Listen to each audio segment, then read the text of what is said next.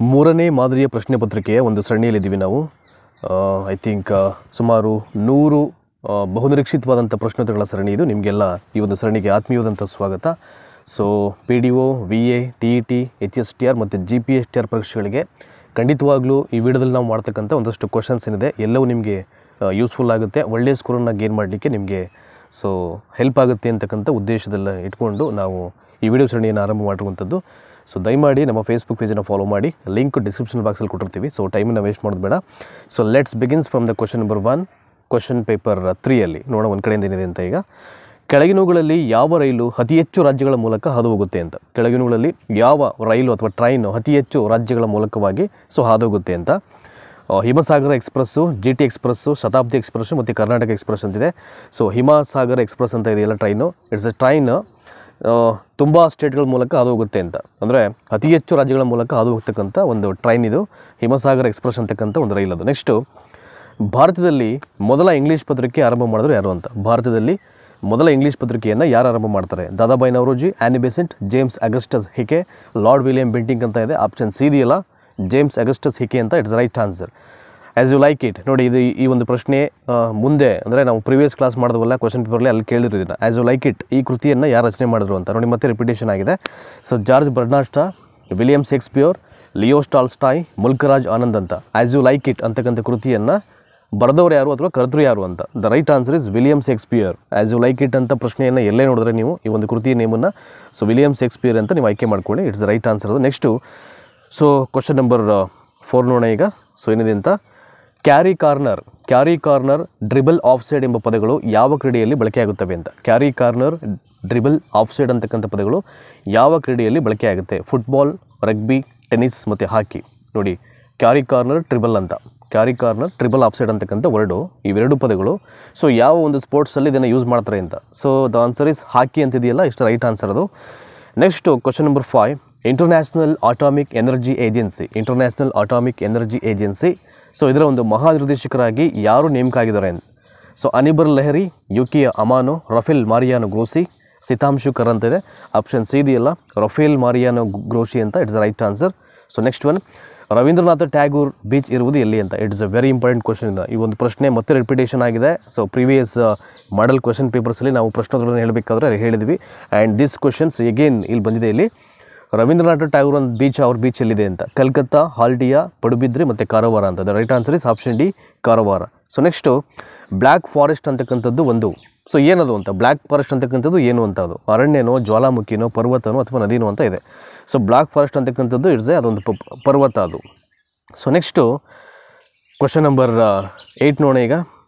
ಸ್ತ್ರೀ ಪುರುಷ ತುಲನಾ ಕೃತಿಯನ್ನು ಬರೆದವರು ಯಾರು ಅಂತ. ಸ್ತ್ರೀ ಪುರುಷ ತುಲನಾ ಅಂತಕ್ಕಂಥ ಒಂದು ಕೃತಿಯನ್ನು ಯಾರು ಬರೆದಿದ್ದು? ಸಾವಿತ್ರಿ ಬಾಪುಲೆ, ತಾರಾಭಾಯಿ ಸಿಂಧೆ, ಕಮಲಾ ನೆಹರು ಮತ್ತು ಕಸ್ತೂರಿಬಾ ಗಾಂಧಿ ಅಂತ. ಸಾವಿತ್ರಿ ಬಾಪುಲೆ, ತಾರಾಭಾಯಿ ಸಿಂಧೆ, ಕಮಲಾ ನೆಹರು, ಕಸ್ತೂರಿಬಾ ಗಾಂಧಿ ಅಂತ ಇದೆ.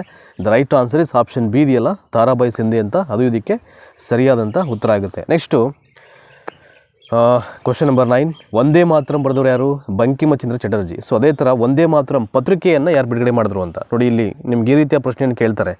ಅಂದರೆ ವಂದೇ ಮಾತರಂ ಅಂತಕ್ಕಂಥ ಗೀತೆಯನ್ನು ಬರೆದವರು ಬಂಕಿಮಚಂದ್ರ ಚಟರ್ಜಿ. ಕನ್ಫ್ಯೂಸ್ ಆಗಿಬಿಡಿ. ವಂದೇ ಮಾತರಂ ಪತ್ರಿಕೆ ಅಂದರೆ ಇದು ಬೇರೆ ಇರ್ತಾರೆ. ಸೊ ಅವ್ರು ಯಾರು ಅಂತ ಇಲ್ಲಿ ಆಪ್ಷನ್ ನೋಡ್ಕೊಂಡು ನಾವು ಚೂಸ್ ಮಾಡಬೇಕಾಗುತ್ತೆ.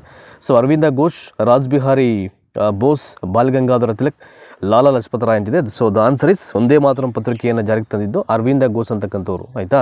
ಸೊ ಕನ್ಫ್ಯೂಸ್ ಆಗಬೇಡಿ. ಪತ್ರಿಕೆ ಅಂದ ತಕ್ಷಣ ನೀವು ಅಲ್ಲಿ ಬಂಕಿಮಚಂದ್ರ ಚಟರ್ಜಿ ಅಂತ ಆಯ್ಕೆ ಮಾಡಬೇಡಿ. ಅವರು ಗೀತೆಯನ್ನು ಬರೆದವರು. ಸೊ ಅದೇ ಹೆಸರಲ್ಲಿ ಪತ್ರಿಕೆಯನ್ನು ಹೊರತಂದವರು ಅಂದರೆ ಅರವಿಂದ ಘೋಷ್ ಆಗುತ್ತೆ ಇದಕ್ಕೆ ಆನ್ಸರ್. ಆಯಿತಾ? ಅದೊಂಚೂರು ನೆನಪಿಲ್ಲ ನಿಮಗೆ. ಕುವರ್ ಸಿಂಗ್ 1857 ದಂಗೆ ಎದ್ದ ಸ್ಥಳ ಅಂತ. ಸೊ ಎಲ್ಲಿ, ಯಾವ ಸ್ಥಳದಲ್ಲಿ ಅಂತ. ಈಗ ಝಾನ್ಸಿಯಲ್ಲಿ ಝಾನ್ಸಿ ರಾಣಿ ಲಕ್ಷ್ಮೀಬಾಯಿ ಅಲ್ವಾ. ಸೌದ್ನಲ್ಲಿ ಅಬ್ದುಲ್ಲಾ. ಹಾಗೆ ಪ್ರತಿಯೊಂದು ಪ್ರದೇಶದಲ್ಲಿ ಒಬ್ಬೊಬ್ಬರು ನಾಯಕತ್ವವನ್ನು ವಹಿಸ್ಕೊಂಡಿರ್ತಾರೆ 1855 ಒಂದು ಸಿಪಾಯಿ ದಂಗೆಯಲ್ಲಿ. ಸೊ ಆ ರೀತಿಯಾಗಿ ಕುವರ್ ಸಿಂಗ್ ಅಂತಕ್ಕಂಥವನು 1855 ನಡೆದಂಥ ಸ್ಥಳದಲ್ಲಿ ಯಾವ ಸ್ಥಳದಲ್ಲಿ ಆತ ದಂಗೆ ನಿಲ್ತಾನೆ ಅಂತ. ಬಂಗಾಳ, ಕಾನ್ಪುರ, ಲಕ್ನೋ ಮತ್ತು ಬಿಹಾರ ಅಂತಿದೆ. So Bihar is the right answer ಅಷ್ಟೇ. ಆಯಿತಾ? ಸೊ ಕಾನ್ಪುರದಲ್ಲಿ ಮೇ ಬಿ ನಾನಾ ಸಾಹೇಬ್ ಅಂತಕ್ಕಂಥವನು ಅಲ್ಲಿ ನಾಯಕತ್ವ ವಹಿಸ್ಕೊಂಡಿರ್ತಾನೆ. ಅಂದರೆ ಅಲ್ಲಿಂದನೇ ದಂಗೆ ಹೇಳೋದು ಅಂತ. ಅಂದರೆ ಒಬ್ಬೊಬ್ಬರು ಒಂದೊಂದು ಪ್ರದೇಶದಿಂದ ಬ್ರಿಟಿಷರ ವಿರುದ್ಧವಾಗಿ ದಂಗೆ ಹೇಳ್ತಾರೆ 1857ರಲ್ಲಿ. ಅದು ಸೊ ಅದನ್ನೇ 1947ನೇ ಇಸ್ವಿಗೆ ಮಹತ್ವ ಬರಲಿಕ್ಕೆ ಮೂಲ ಕಾರಣ ಯಾವುದಪ್ಪ ಅಂದರೆ 1857ನೇ ಇಸ್ವಿನೇ. ಸೊ ಅಲ್ಲೇ ಫಸ್ಟ್ ಆರಂಭ ಆಗಿದ್ದು ಪ್ರಥಮ ಸ್ವಾತಂತ್ರ್ಯ ಸಂಗ್ರಾಮ ಅಂತ. ಸೊ ಅದನ್ನು ಬ್ರಿಟಿಷರು ಸಿಪಾಯಿ ದಂಗೆ ಅಂತ ನಮ್ಮ ಭಾರತೀಯ ಇತಿಹಾಸಕಾರ ಅದನ್ನು ಪ್ರಥಮ ಸ್ವಾತಂತ್ರ್ಯ ಸಂಗ್ರಾಮ ಅಂತ ಕರೆಯುವಂಥದ್ದು. ಆಯಿತಾ? ಅಲ್ಲಿಂದಾನೇ ಅದು ಆರಂಭ ಆಗೋದು. ಆಯಿತಾ? ಸೊ ನೆಕ್ಸ್ಟ್ 10ನೇ ಪ್ರಶ್ನೆಗೆ ಬಿಹಾರ್ ಅಂತಕ್ಕಂಥದ್ದು ರೈಟ್ ಆನ್ಸರ್. ಇದಕ್ಕೆ ಕುವರ್ ಸಿಂಗು ಅಲ್ಲಿಂದ ಅವನು ದಂಗೆ ಹೇಳೋದು. ಸೊ ನೆಕ್ಸ್ಟು 11ನೇ ಪ್ರಶ್ನೆಗೆ ಸರಿಯಾದಂಥ ಉತ್ತರವನ್ನು ತಿಳ್ಕೊಳ್ಳೋಕ್ಕಿಂತ ಮುಂಚೆ ನಾನು ಮತ್ತೊಂದು ಸಲ ಹೇಳ್ತಾನೆ. ಸೊ ದಯಮಾಡಿ ನಮ್ಮ ಫೇಸ್ಬುಕ್ ಪೇಜನ್ನು ಫಾಲೋ ಮಾಡಿ, ಲಿಂಕನ್ನು ಡಿಸ್ಕ್ರಿಪ್ಷನ್ ಬಾಕ್ಸಲ್ಲಿ ಕೊಟ್ಟಿದ್ದೀನಿ ನಾನು. ಅಂದರೆ ಎಲ್ಲವನ್ನು ನಾವು ಆಧಾರವಾಗಿ ಇಟ್ಕೊಂಡು ಈ ಒಂದು ಪ್ರಶ್ನೆಗಳ ಸರಣಿಯನ್ನು ಆರಂಭ ಮಾಡಿರುವಂಥದ್ದು. ನಿಮಗೆ ಕರೆಂಟ್ ಅಫೇರ್ಸ್ ಬಗ್ಗೆನೂ ಒಂದು ಸೆನ್ಸ್ ಕ್ರಿಯೇಟ್ ಆಗಬೇಕು ಇಲ್ಲಿ, ಆ್ಯಂಡ್ ಇತಿಹಾಸದ ಪ್ರಶ್ನೆಗಳ ಬಗ್ಗೆನೂ ನಿಮಗೆ ಒಂಚೂರು ಗೊತ್ತಾಗಬೇಕು. ಹಾಗೆಯೇ ಕೆಲವೊಂದು ಸೈನ್ಸ್ಗೆ ಸಂಬಂಧಪಟ್ಟಂಥ, ಜಾಗ್ರಫಿಗೆ ಸಂಬಂಧಪಟ್ಟಂಥ ಪ್ರಶ್ನೆಗಳು ಕೂಡ ಎಲ್ಲವೂ ಇಲ್ಲಿ ಮಿಕ್ಸ್ ಆಗಿದೆ. ಆ ಹಿನ್ನೆಲೆಯಲ್ಲಿ ಎಲ್ಲ ಪರೀಕ್ಷೆಗಳಿಗೂ ನಿಮಗೆ ಸೂಕ್ತವಾಗಲಿ ಅಂತಕ್ಕಂಥ ಒಂದು ಮೂಲ ಉದ್ದೇಶ ಇಟ್ಕೊಂಡೆ ನಾವು ಈ ಒಂದು ವಿಡಿಯೋ ಸರಣಿಯನ್ನು ಆರಂಭ ಮಾಡೋದು. ಈಗಾಗಲೇ 2 ಸರಣಿಗಳಾಗಿದೆ. ಪ್ಲೇ ಲಿಸ್ಟಲ್ಲಿ ಸರ್ಚ್ ಮಾಡಿ ಸಿಗುತ್ತೆ, ಅಥವಾ ನಮ್ಮ ವಿಡಿಯೋ ಲಿಸ್ಟಲ್ಲಿ ಸರ್ಚ್ ಮಾಡಿ ರಘು ಎಜುಕೇಷನ್ ಯೂಟ್ಯೂಬ್ ಚಾನಲ್ ಅಂತ ಇದ್ರ ಹೆಸರು. ಸೊ ಇಲ್ಲಿಂದ ನಿಮಗೆ ಮೇಯ್ನ್ಲಿ ಕ್ವೆಶ್ಚನ್ ಪೇಪರ್ಸ್ ಬಗ್ಗೆನೇ ನಾನು ನಿಮಗೆ ಅನಾಲಿಸಿಸ್ ಮಾಡಲಿಕ್ಕೆ ಇದು ಚಾನಲ್ ಕ್ರಿಯೇಟ್ ಮಾಡಿದ್ದು. ನೀವೆಲ್ಲವನ್ನ ನೀವು ಸರ್ಚ್ ಮಾಡಿಬಿಟ್ರೆ ನಿಮಗೆ ಲಾಟ್ ಆಫ್ ವೀಡಿಯೋಸ್ ನಿಮಗೆ ಅವೈಲೇಬಲ್ ಆಗುತ್ತೆ ಅಲ್ಲಿ. ಈಗಾಗಲೇ ಸುಮಾರು 19ರಿಂದ 20 ವಿಡಿಯೋಗಳು ಅಪ್ಲೋಡ್ ಆಗಿಬಿಟ್ಟಿದೆ ಈ ಒಂದು ಚಾನಲ್ ಮುಖಾಂತರವಾಗಿ, ನೀವೆಲ್ಲವನ್ನು ವಾಚ್ ಮಾಡ್ಬೋದು. ಸೊ 11ನೇ ಪ್ರಶ್ನೆ ಬರೋಣ ಈಗ. ಹಿಂದೂಸ್ತಾನದಲ್ಲಿರ್ತಕ್ಕಂಥ ಪ್ರತಿಯೊಬ್ಬ ನಿವಾಸಿಯು ಭ್ರಷ್ಟ. ಸೊ ಈ ರೀತಿ ಹೇಳಿದಂಥ ಒಬ್ಬ ಬ್ರಿಟಿಷ್ ಅಧಿಕಾರಿ ಯಾರು ಅಂತ, ಹೂ ಇಸ್ ದಟ್ ಅಂತ.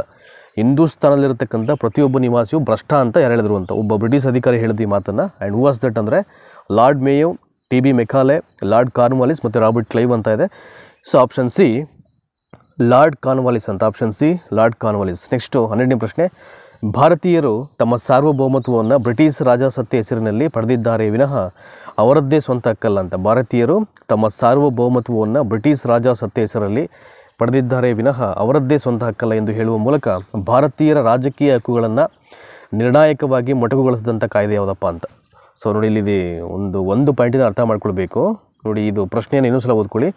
ಭಾರತೀಯರು ತಮ್ಮ ಸಾರ್ವಭೌಮತ್ವವನ್ನು ಬ್ರಿಟಿಷ್ ರಾಜಸತ್ತೆ ಹೆಸರಿನಲ್ಲಿ ಪಡೆದಿದ್ದಾರೆ ವಿನಃ ಅವರದ್ದೇ ಸ್ವಂತ ಹಕ್ಕಿಲ್ಲ ಅಂತ.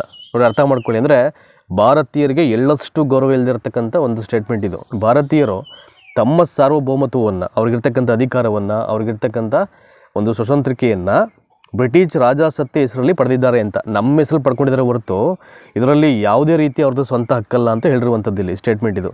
ಸೊ ಎಂದು ಹೇಳುವ ಮೂಲಕ ಭಾರತೀಯರ ರಾಜಕೀಯ ಹಕ್ಕುಗಳನ್ನು ನಿರ್ಣಾಯಕವಾಗಿ ಮೊಟಕುಗೊಳಿಸಿದಂಥ ಕಾಯ್ದೆ ಯಾವುದು ಅಂತ. ಕಂಪ್ಲೀಟು ನಮ್ಮ ಇಡೀ ಭಾರತೀಯರ ಪೊಲಿಟಿಕಲ್ ರೈಟ್ಸನ್ನು ಕಿತ್ಕೊಂಡಂಥ, ನಿರ್ಣಾಯಕವಾಗಿ ಮೊಟಕುಗೊಳಿಸಿದಂಥ ಕಾಯ್ದೆ ಇದು. ಸೊ ಯಾವುದದು ನೋಡಿ, 4 ಆಪ್ಷನ್ ಇದೆ. ಖಂಡಿತವಾಗಲೂ ಈ ಪ್ರಶ್ನೆ ವೆರಿ ಇಂಪಾರ್ಟೆಂಟು, ಕೇಳ್ತಕ್ಕಂಥ ಚಾನ್ಸಸ್ ಬಹುತೇಕ ಇರುತ್ತೆ. ಸೊ ದಯಮಾಡಿ ತಿಳ್ಕೊಳ್ಳಿ. 1784 ಪಿಟ್ಸ್ ಇಂಡಿಯಾ ಆ್ಯಕ್ಟ್, 1858 ಭಾರತ ಸರ್ಕಾರ ಕಾಯ್ದೆ, 1861 ಭಾರತೀಯ ಪರಿಷತ್ ಕಾಯ್ದೆ, 1833 ಚಾರ್ಟರ್ ಕಾಯ್ದೆ. ಸೊ ಆಪ್ಷನ್ ಎ ಇದೆಯಲ್ಲ, 1784 ಪಿಟ್ಸ್ ಇಂಡಿಯಾ ಕಾಯ್ದೆ, ಇದು ಇದಕ್ಕೆ ರೈಟ್ ಆನ್ಸರ್. ಆಯಿತಾ? ಸೊ ನೆಕ್ಸ್ಟು ಈ ಕೆಳಗಿನ ಹೇಳಿಕೆಗಳನ್ನು ಗಮನಿಸಿ ಅಂತಿದೆ. ಸ್ಟೇಟ್ಮೆಂಟ್ ಆಧಾರಿತ ಒಂದು ಪ್ರಶ್ನೆ ಇದು. ನೋಡಿ ಇಲ್ಲಿ ಯಾವುದು 13ನೇ ಪ್ರಶ್ನೆ. ನೋಡೋಣ ಒಂದು ಕಡೆಯಿಂದ ಅದೇನಿದೆ ಅಂತ. ಸೊ ಮೊದಲು ಒಂದು 3 ಆಪ್ಷನ್ ಇದೆ, ಅದು ಓದ್ಬಿಡ್ತಾನೆ ಈಗ. ಅರಾವಳಿ ಸರಣಿಯ ಅತಿ ಎತ್ತರವಾದ ಪರ್ವತ ಯಾವುದು? ಗುರುಶಿಖರ ಅಂತ ಇದೆ. ಪಶ್ಚಿಮ ಘಟ್ಟಗಳಲ್ಲಿ ಅತಿ ಎತ್ತರವಾದ ಪರ್ವತ ಯಾವುದು? ಅಣೈಮುಡಿ ಅಂತ ಇದೆ. ಪೂರ್ವ ಘಟ್ಟಗಳಲ್ಲಿ ಎತ್ತರವಾದಂಥ ಶಿಖರ ಯಾವುದು? ಅರ್ಮಾಕೊಂಡ ಅಂತಿದೆ. ಈಗೇನು ಮಾಡಬೇಕು ನಾವು? ಮೇಲಿನವುಗಳಲ್ಲಿ ಯಾವ ಹೇಳಿಕೆ ಸರಿಯಾಗಿದೆ ಅಂತ ನಾವೇನು ಮಾಡಬೇಕು? ಆಯ್ಕೆ ಮಾಡಬೇಕು. ಇಲ್ಲ ಅದು ಎ ಬಿ ಸರಿ ಇದ್ದರೆ ಎ ಬಿ ಅಂತಲೇ ಹೇಳಬೇಕು, ಅಥವಾ ಬಿ ಮಾತ್ರ ಸರಿ ಇದ್ದರೆ ಬಿ ಮಾತ್ರ ಅಂತ ಹೇಳಬೇಕು, ಬಿ ಮತ್ತು ಸಿ ಸರಿ ಇದ್ದರೆ ಅವೆರಡೂ ಸರಿ ಅಂತ ಹೇಳಬೇಕು. ಸೊ ಮೇಲಿನ ಎಲ್ಲವೂ ಸರಿಯಾಗಿದೆ ಅಂದರೆ ಆಪ್ಷನ್ ಡಿ ಏನೆಲ್ಲ ಏನು ಮಾಡಬೇಕು? ಆಯ್ಕೆ ಆಗಿರಬೇಕು, ಎಲ್ಲವೂ ಸರಿ ಇದೆ ಅಂತ. ಆಯಿತಾ? ಹಾಗಾಗಿ ಇದಕ್ಕೆ ನೋಡಿ, ಮೊದಲನೇದು ಬಂದು ಅರಾವಳಿ ಸರಣಿಯ ಅತಿ ಎತ್ತರವಾದ ಪರ್ವತ ಯಾವುದು? ಗುರುಶಿಖರ. ಖಂಡಿತವಾಗ್ಲೂ ರೈಟ್ ಆನ್ಸರ್ ಇದು. ಅರಾವಳಿ ಸರಣಿಯ ಅತಿ ಎತ್ತರವಾದ ಪರ್ವತ ಗುರುಶಿಖರನೇ ಅದು. ಆಯಿತಾ?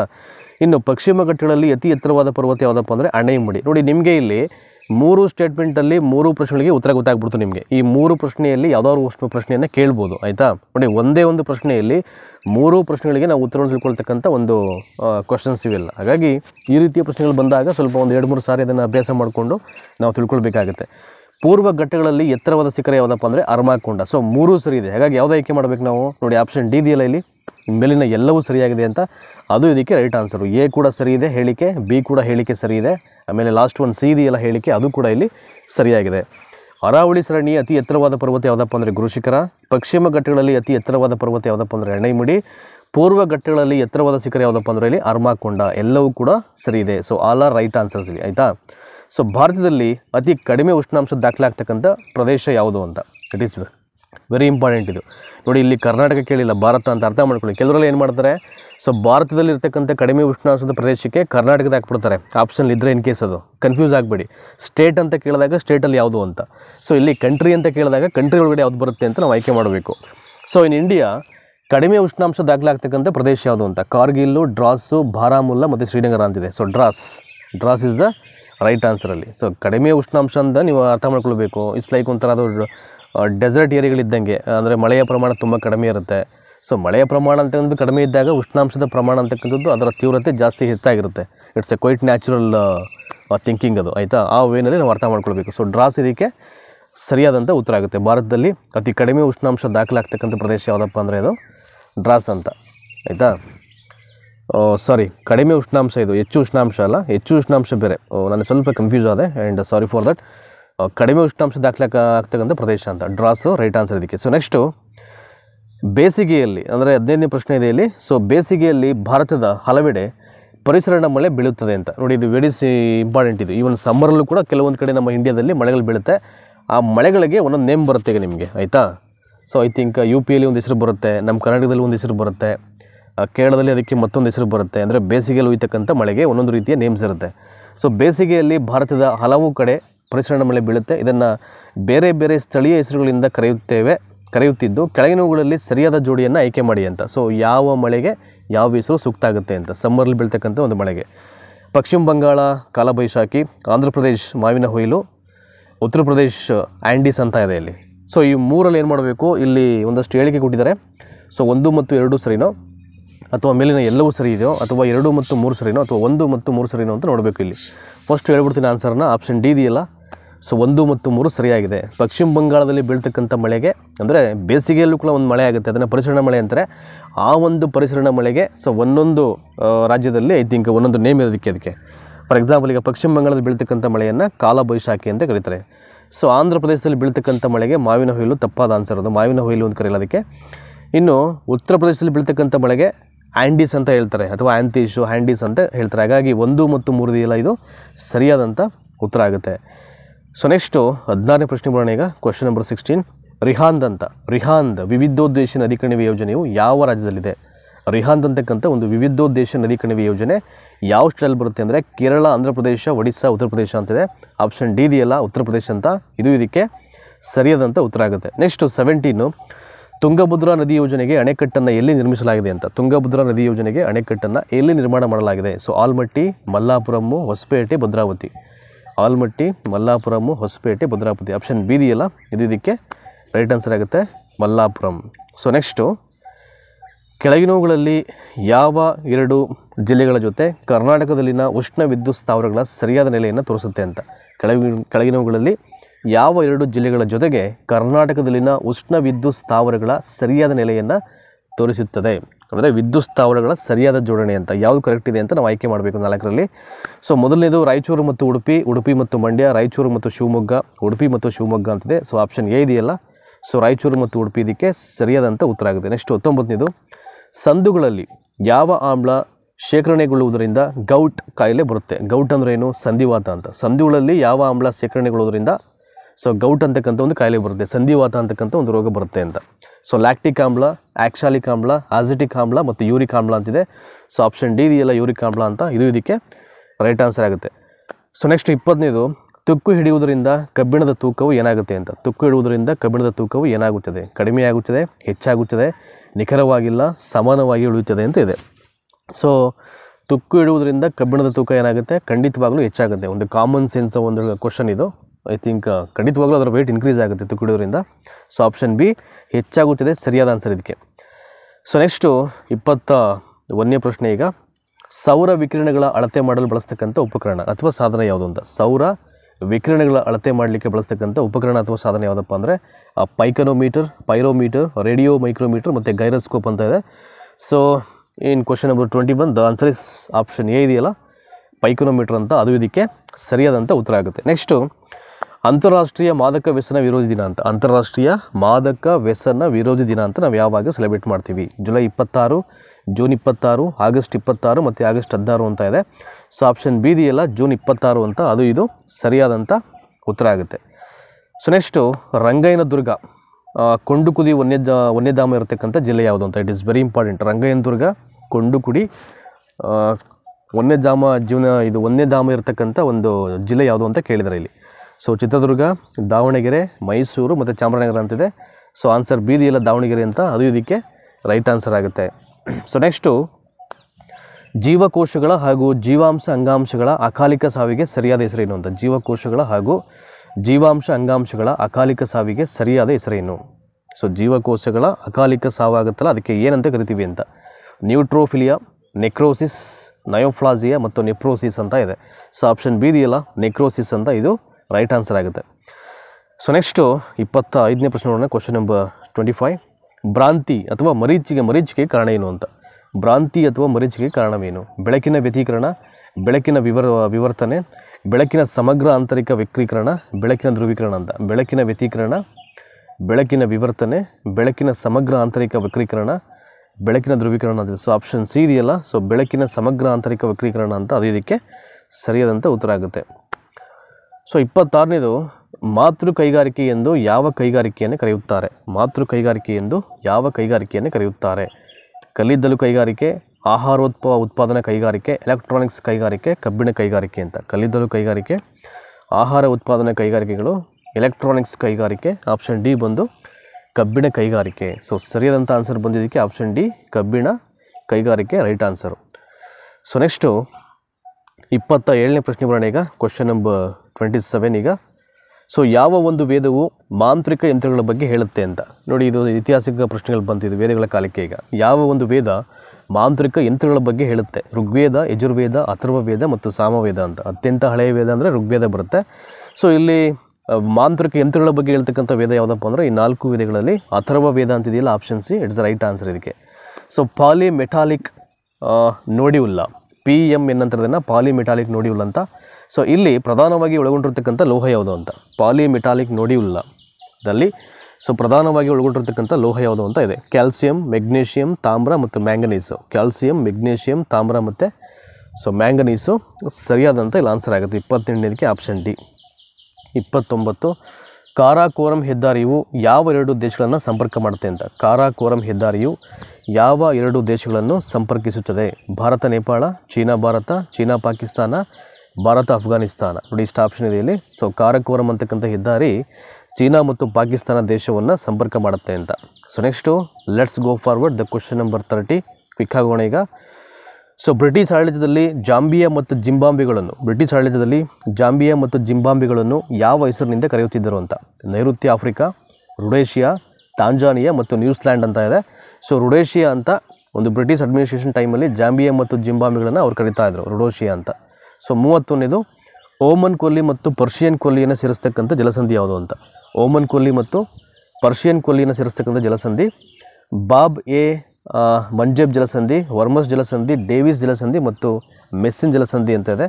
ಸೊ ಆಪ್ಷನ್ ಎ ಇದೆಯಲ್ಲ ಇಲ್ಲಿ, ಸೊ ಬಾಬ್ ಎಲ್ ಮಂದೇಬ್ ಜಲಸಂಧಿ ಅಂತ.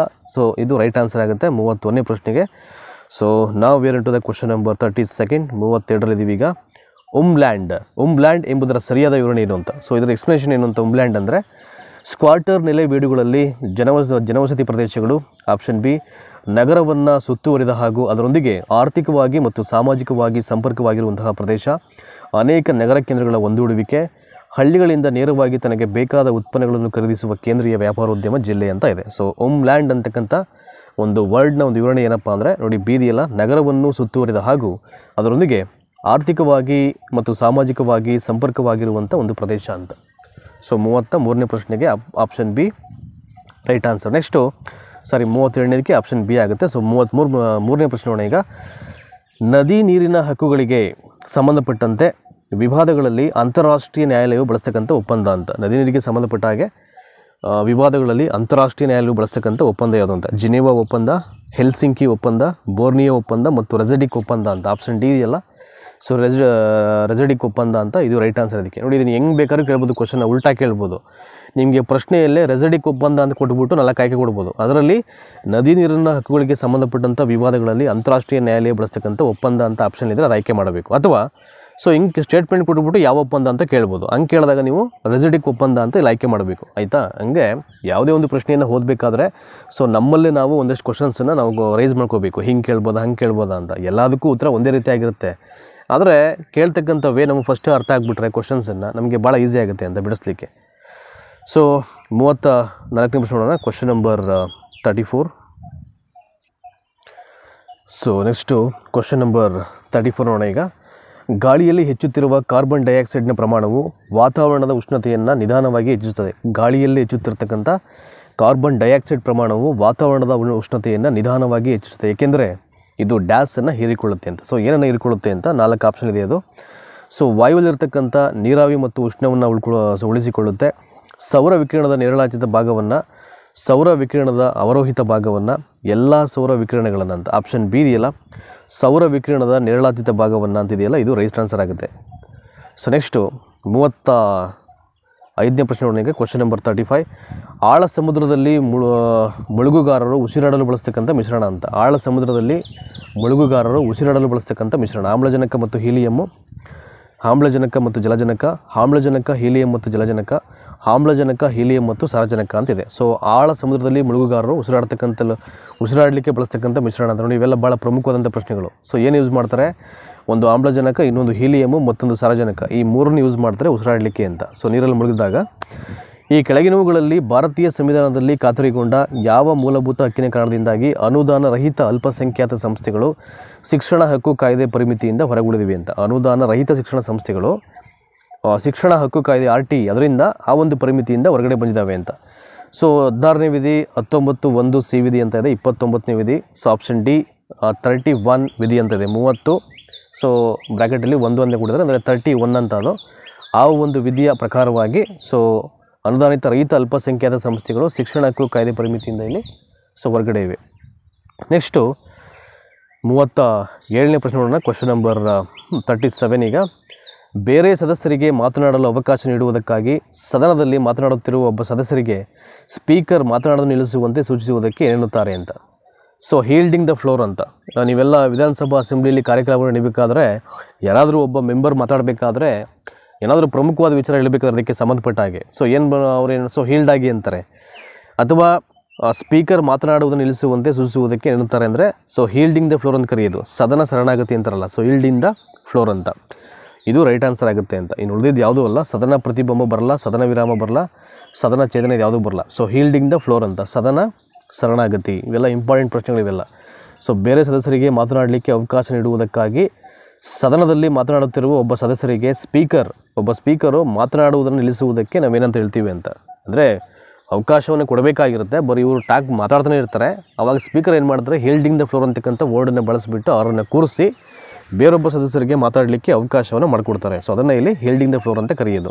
ಇದು ಸ್ಪೀಕರ್ಗಿರತಕ್ಕಂಥ ಒಂದು ರೈಟ್ ಇದು. ಸೊ ನೆಕ್ಸ್ಟ್ 38ನೇ ಪ್ರಶ್ನೆ ನೋಡೋಣ. Question number 38. ಮೂಲಭೂತ ಕರ್ತವ್ಯಗಳ ಅಡಿಯಲ್ಲಿ ಈ ಕೆಳಗಿನ ಯಾವುದು ತಪ್ಪಾಗಿದೆ ಅಂತ. ಸೊ ಫಂಡಮೆಂಟಲ್ ಡ್ಯೂಟೀಸಲ್ಲಿ ತಪ್ಪಾದಂಥ ಒಂದು ಹೇಳಿಕೆ ಯಾವುದು ಅಂತ ಈ 4ರಲ್ಲಿ. ನಮ್ಮ ಸಮ್ಮಿಶ್ರ ಸಂಸ್ಕೃತಿಯ ಶ್ರೀಮಂತ ಪರಂಪರೆಯನ್ನು ಗೌರವಿಸುವುದು ಮತ್ತು ರಕ್ಷಣೆ ಮಾಡುವುದು, ಇದು ಸರಿ ಇದೆ. ಸಾರ್ವಜನಿಕ ಆಸ್ತಿಯನ್ನು ರಕ್ಷಣೆ ಮಾಡುವುದು ಮತ್ತು ಎಲ್ಲ ರೀತಿಯ ಹಿಂಸೆಗಳನ್ನು ತ್ಯಜಿಸುವುದು, ಇದು ಕೂಡ ಸರಿ ಇದೆ. ಭಾರತದ ಸಾರ್ವಭೌಮತೆ, ಏಕತೆ ಮತ್ತು ಸಮಗ್ರತೆಯನ್ನು ಎತ್ತಿ ಹಿಡಿದು ಕಾಪಾಡುವುದು. ಸೊ A, B ಮತ್ತು C ಎಲ್ಲವೂ ಸರಿ ಇದೆ. ಫಂಡಮೆಂಟಲ್ ಡ್ಯೂಟೀಸಲ್ಲಿ ತಪ್ಪಾದಂಥ ಒಂದು ಹೇಳಿಕೆ ಯಾವುದಪ್ಪ ಅಂದರೆ ರಾಷ್ಟ್ರೀಯ ಮಹತ್ವದ ಕ್ಷಣಗಳು, ಸ್ಥಳಗಳು ಮತ್ತು ವಸ್ತುವನ್ನು ಕಾಪಾಡುವುದು. ರಾಷ್ಟ್ರೀಯ ಮಹತ್ವದ ಕ್ಷಣಗಳು ಮತ್ತು ವಸ್ತುವನ್ನು ಕಾಪಾಡುವುದು ಇಲ್ಲಿಗೆ ಬರಲ್ಲ. ಇದಕ್ಕೆ ಫಂಡಮೆಂಟಲ್ ಡ್ಯೂಟೀಸ್ಗೆ ಅದು ಇಲ್ಲಿ ತಪ್ಪಾದಂಥ ಹೇಳಿಕೆಯಾಗಿದೆ. ಸೊ ನೆಕ್ಸ್ಟು ಕ್ವಶನ್ ನಂಬರ್ 39 ನೋಡೋಣ. ಸೊ 39ನೇದೀಗ ಇಲ್ಲಿ ಭಾರತದಲ್ಲಿ ರಾಜ್ಯ ಶಾಸನಸಭೆಯ ಚುನಾವಣೆಯಲ್ಲಿ ಈ ಕೆಳಗಿನ ಯಾವ ಕಾಲಮಾನದಲ್ಲಿ ಮಾದರಿ ನಡವಳಿಕೆಯ ನಿಯಮಾವಳಿಗಳು ಕಾರ್ಯಸಿದ್ಧವಾಗುತ್ತಿವೆ ಅಂತ. ಭಾರತದಲ್ಲಿ ರಾಜ್ಯ ಶಾಸನಸಭೆಯ ಚುನಾವಣೆಯಲ್ಲಿ ಈ ಕೆಳಗಿನ ಯಾವ ಕಾಲಮಾನದಲ್ಲಿ ಮಾದರಿ ನಡವಳಿಕೆಯ ನಿಯಮಾವಳಿಗಳು ಕಾರ್ಯಸಿದ್ಧವಾಗುತ್ತವೆ ಅಂತ. ಚುನಾವಣೆ ಪ್ರಾರಂಭ ದಿನಾಂಕಕ್ಕೆ 6 ತಿಂಗಳು ಮುಂಚಿತವಾಗಿ, ಚುನಾವಣೆ ಪ್ರಾರಂಭ ದಿನಾಂಕಕ್ಕೆ 2 ತಿಂಗಳು ಮುಂಚಿತವಾಗಿ, ರಾಜ್ಯಸಭೆಯು ಇದರ ಅವಧಿಯನ್ನು ಮುಗಿಸುವ 2 ತಿಂಗಳ ಮೊದಲು, ಚುನಾವಣಾ ಆಯೋಗವು ಚುನಾವಣಾ ವೇಳಾಪಟ್ಟಿಯನ್ನು ಘೋಷಿಸುವ ದಿನಾಂಕದಂದು. It is very important. ಅಂದರೆ ಎಲೆಕ್ಷನ್ ಕಮಿಷನ್ನು ಆ ಚುನಾವಣಾ ಸ್ಕೆಡ್ಯೂಲ್ ಮತ್ತು ಡೇಟನ್ನು ಡಿಕ್ಲೇರ್ ಮಾಡ್ತಕ್ಕಂಥ ಒಂದು ಡೇಟ್ ಏನು ಬರುತ್ತೆ, ಸೊ ಅದೇ ದಿನದಂದು ಏನಾಗುತ್ತೆ ಭಾರತದ ರಾಜ್ಯ ಶಾಸನಸಭೆ ಚುನಾವಣೆಯಲ್ಲಿ ಸೊ ಮಾದರಿ ನಡವಳಿಕೆಯ ನಿಯಮಾವಳಿಗಳು ಅವುಗಳ ಕಾರ್ಯ ಇಲ್ಲಿ ಸಿದ್ಧವಾಗುತ್ತೆ ಅಂತ ಆ ಡೇಟ್ ಡಿಸ್ಕ್ಲೋಸ್ ಮಾಡಿದಾಗ ಎಲೆಕ್ಷನ್ ಕಮಿಷನ್ನು, ಆಯಿತಾ. So question number 40. ಈ ಕೆಳಗಿನವುಗಳಲ್ಲಿ ಯಾವ ಸಮಿತಿಯ 3 ಶ್ರೇಣಿಯ ಪಂಚಾಯತ್ ರಾಜ್ ಪದ್ಧತಿಯನ್ನು ಶಿಫಾರಸು ಮಾಡಿರುವುದಕ್ಕೆ ಗುರುತಿಸಲಾಗಿದೆ ಅಂತ. ಈ ಕೆಳಗಿನವುಗಳಲ್ಲಿ ಯಾವ ಸಮಿತಿಯು 3 ಶ್ರೇಣಿಯ ಪಂಚಾಯತ್ ರಾಜ್ ಪದ್ಧತಿಯನ್ನು ಶಿಫಾರಸು ಮಾಡಿರುವುದಕ್ಕೆ ಗುರುತಿಸಲಾಗಿದೆ? ಅಶೋಕ ಮೆಹ್ತಾ ಸಮಿತಿ, GVK ರಾವ್ ಸಮಿತಿ, ಸರ್ಕಾರಿ ಆಯೋಗ, ಯಾವುದೂ ಅಲ್ಲ ಅಂತದೆ. ಸೊ ಆಪ್ಷನ್ ಡಿ ಇದೆಯಲ್ಲ, ಯಾವುದೂ ಅಲ್ಲ ಅಂತ, ಇದು ಇದಕ್ಕೆ ಸರಿಯಾದಂಥ ಉತ್ತರ ಆಗುತ್ತೆ. ಸೊ ನೆಕ್ಸ್ಟು 41ನೇ ಪ್ರಶ್ನೆ.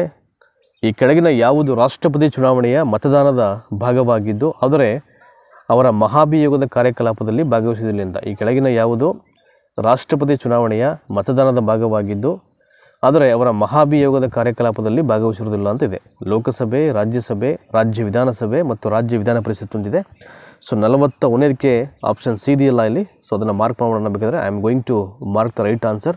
ಆಪ್ಷನ್ ಸಿ, ರಾಜ್ಯ ವಿಧಾನಸಭೆ it's the right answer of this 41 question. So ನಾವ್ we are into the question number 42. ಈ ಕೆಳಗಿನವರುಗಳಲ್ಲಿ ಯಾರು ಭಾರತೀಯ ಸಂವಿಧಾನದ ಸಭೆಯ ಶಾಸನಬದ್ಧ ಸಲಹೆಗಾರರಾಗಿದ್ದರು ಅಂತ. ಈ ಕೆಳಗಿನವರಲ್ಲಿ ಯಾರು ಭಾರತೀಯ ಸಂವಿಧಾನದ ಸಭೆಯ ಶಾಸನಬದ್ಧ ಸಲಹೆಗಾರರಾಗಿದ್ದರು ಅಂತ. Doctor M N. Rao, doctor B R. Ambedkar, K M. Munshi, doctor B N. Rao ಅಂತ. ಸಂವಿಧಾನದ ಸಭೆಯ ಶಾಸನಬದ್ಧ ಸಲಹೆಗಾರ ಯಾರಾಗಿದ್ದರು ಅಂದರೆ ಡಾಕ್ಟರ್ ಬಿ.ಎನ್. ರಾವ್ ಅಂತಕ್ಕಂಥವರು ರೈಟ್ ಆನ್ಸರ್ ಇದಕ್ಕೆ. ಸೊ 43ನೇ ಪ್ರಶ್ನೆ, ಜಸ್ಟ್ ಅದನ್ನು ಸ್ಕಾಲ್ ಆಫ್ ಮಾಡಿ ಹಂಗೆ, ಯಾಕೆಂದರೆ ಆಪ್ಷನ್ಸಲ್ಲಿ ಅಪಿಯರ್ ಆಗಲ್ಲ ಅದಕ್ಕೆ.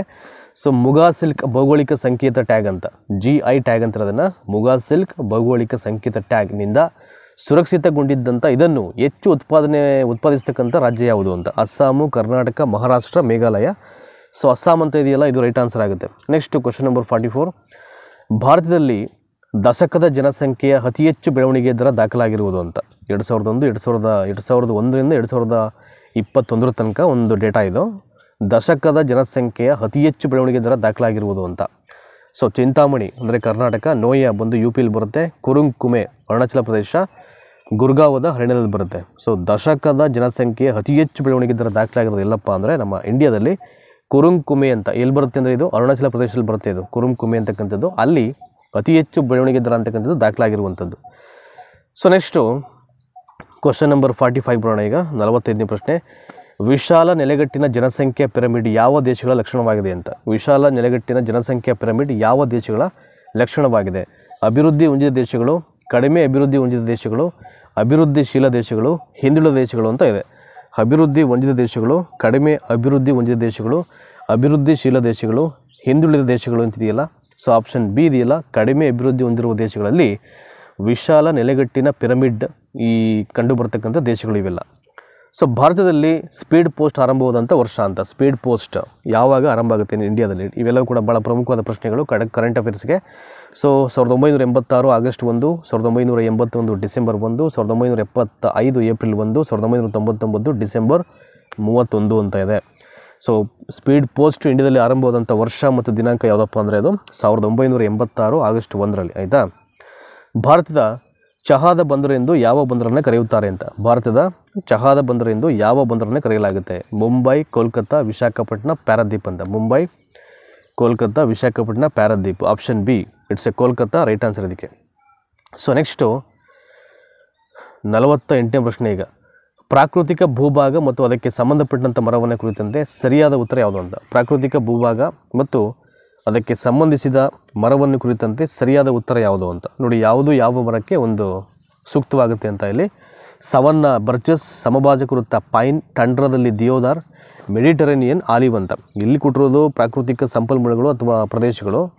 ಅದು ಪಕ್ಕದಲ್ಲಿರುವಂಥದ್ದು ಅಲ್ಲಿ ಕಂಡು ಬರ್ತಕ್ಕಂಥ ಮರಗಳ ಹೆಸರು. ಇಲ್ಲಿ ಯಾವುದು ಮ್ಯಾಚ್ ಆಗುತ್ತೆ ಅಂತ ನಾವು ಹೇಳಬೇಕಿಲ್ಲಿ. ಇನ್ನು ಸವನ್ನ ಬರ್ಚಸ್ ಬರಲ್ಲ, ಸಮಭಾಜಕ ವೃತ್ತದಲ್ಲಿ ಪೈನ್ ಬರಲ್ಲ, ಟಂಡ್ರಾ ದಿಯೋದಾರ್ ಬರಲ್ಲ, ಮೆಡಿಟರೇನಿಯನ್ನಲ್ಲಿ ಆಲಿವ್ ಅಂತಕ್ಕಂಥ ಮರಗಳು ಇಲ್ಲಿ ಬೆಳಿತಾವೆ ಇಲ್ಲಿ.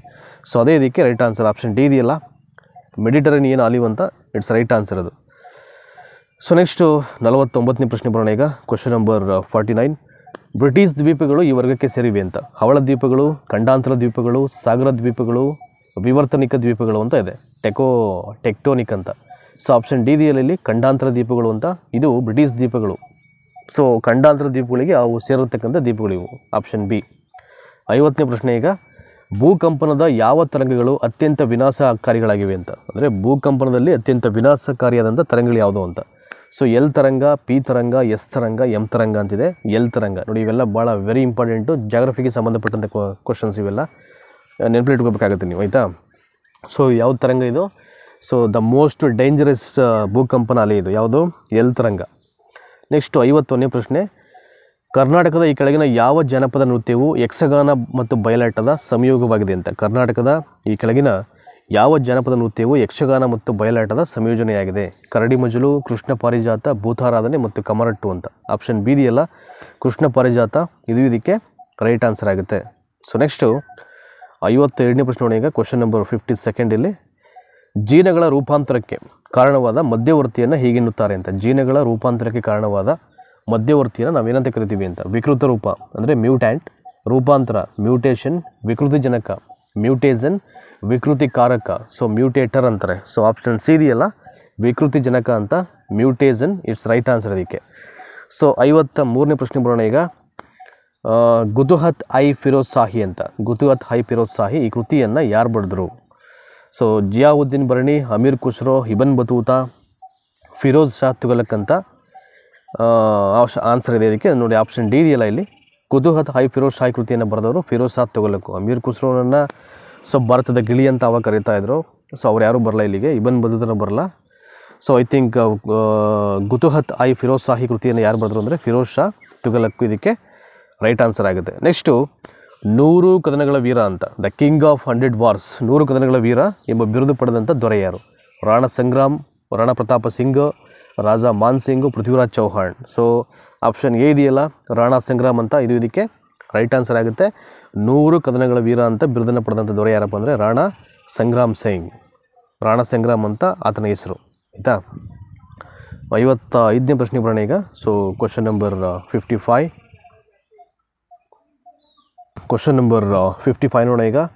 ಭಾರತದ ಕೋಟೆಗಳ ಕೊರಳಹಾರದ ಮುತ್ತು ಅಂತ. ಭಾರತದ ಕೋಟೆಗಳ ಕೊರಳಹಾರದ ಮುತ್ತು ಎಂದು ಹೆಸರಾಗಿರ್ತಕ್ಕಂಥ ಕೋಟೆ ಯಾವುದು ಅಂತ ನೋಡಿ. ಅದ್ಭುತವಾದಂಥ ಒಂದು ಮಾತು ಇದು. ಭಾರತದ ಕೋಟೆಗಳ ಕೊರಳಹಾರದ ಮುತ್ತು ಅಂತ ನೋಡಿ. ಎಷ್ಟು ಬ್ಯೂಟಿಫುಲ್ ಆಗಿದೆ ಸ್ಟೇಟ್ಮೆಂಟ್ ಅದು. ಇಂಥ ಒಂದು ಹೆಸರನ್ನು ಪಡ್ಕೊಂಡಿರ್ತಕ್ಕಂಥ ಕೋಟೆ ಯಾವುದು ಅಂತ. ಜೈಪುರ ರಾಣಿ ಅರಮನೆ, ಜೈಪುರ ದಿಲಾವರ್ ಕೋಟೆ, ಗ್ವಾಲಿಯರ್ ಕೋಟೆ ಮತ್ತು ಉದಯಪುರದ ಕೋಟೆ ಅಂತ. ಸೊ ಆಪ್ಷನ್ ಸಿ ಇದೆಯಲ್ಲ ಗ್ವಾಲಿಯರ್ ಕೋಟೆ, ಇದು ರೈಟ್ ಆನ್ಸರ್ ಆಗುತ್ತೆ. ಅರಬ್ಬರ ದಾಳಿಯಿಂದ ತನ್ನ ರಾಜ್ಯವನ್ನು ರಕ್ಷಿಸಿ ಬಪ್ಪಾರವಾಲ ಅಂತಕ್ಕಂಥ ಬಿರುದಾಂಕಿತ ದೊರೆ. ಅರಬ್ಬರ ದಾಳಿಯನ್ನು ರಕ್ಷಣೆ ಮಾಡಲಿಕ್ಕೆ, ಅವರ ದಾಳಿಯಿಂದ ತನ್ನ ರಾಜ್ಯವನ್ನು ರಕ್ಷಣೆ ಮಾಡಿದಂಥ ಒಂದು ಸಂದರ್ಭಕ್ಕೋಸ್ಕರ ಅದರಿಂದ ವಿಜಯದಿಂದ ಬಪ್ಪಾರವಾಲ ಅಂತಕ್ಕಂಥ ಒಂದು ಬಿರುದನ್ನು ಹೊಂದಿದ್ದಂಥ ದೊರೆ ಯಾರು ಅಂತ. ಸೊ ರಾಜ ಭೀಮದೇವ, 6ನೇ ವಿಕ್ರಮಾದಿತ್ಯ, 3ನೇ ಗೋವಿಂದ ಮತ್ತು ಕೊಮ್ಮಾನ್ ಅಂತ ಇದೆಯಲ್ಲ. ಸೊ ಕೊಮ್ಮಾನ್ ಇಟ್ಸ್ ರೈಟ್ ಆನ್ಸರ್ ಅಂತ. ಇವೆಲ್ಲ ಕೇಳ್ಬೋದು ನಿಮಗೆ TET ಎಕ್ಸಾಮಲ್ಲಿ ಆಯಿತಾ, ಸೋಷಿಯಲ್ ಸೈನ್ಸ್ ಪೇಪರಲ್ಲಿ ಆಯಿತಾ. ಅದಕ್ಕೆ ನಾನು ಎಲ್ಲನೂ ಟಾರ್ಗೆಟು PDO ಆಗಿರ್ಬೋದು, VA ಆಗಿರ್ಬೋದು, GPSTR, HSTR, TET. ಸೊ ಇವೆಲ್ಲ ಬರ್ತಕ್ಕಂಥ ಸಾಧ್ಯತೆಗಳಿರ್ತದೆ. ನೆಕ್ಸ್ಟು ಆರ್ಯಭಟನ ಯಾವ ಕೃತಿಯು ಭೂಮಿಯ ಚಲನೆ ಹಾಗೂ ಗ್ರಹಗಳನ್ನು ಉಂಟಾಗಲು ಕಾರಣವನ್ನು ವಿವರಿಸಿದೆ ಅಂತ. ಆರ್ಯಭಟನ ಯಾವ ಕೃತಿಯು ಭೂಮಿಯ ಚಲನೆ ಹಾಗೂ ಗ್ರಹಗಳು ಉಂಟಾಗಲು ಕಾರಣವನ್ನು ವಿವರಿಸಿದೆ? ಆರ್ಯಭಟೀಯಂ, ಪಂಚಸಿದ್ಧಾಂತಿಕ, ಬೃಹತ್ ಸಂಹಿತೆ ಮತ್ತು ಸೂರ್ಯ ಸಿದ್ಧಾಂತ. ಸೊ ಸೂರ್ಯ ಸಿದ್ಧಾಂತ ಅಂತಕ್ಕಂಥ ಏನು ಸಿದ್ಧಾಂತ ಇದೆ ಅದು ಭೂಮಿಯ ಚಲನೆ ಹಾಗೂ ಗ್ರಹಗಳನ್ನು ಉಂಟಾಗಲಿಕ್ಕೆ ಕಾರಣವನ್ನು ವಿವರಣೆ ಕೊಡುತ್ತೆ ಅಂತ. ಅದು 58ನೇ ಪ್ರಶ್ನೆ.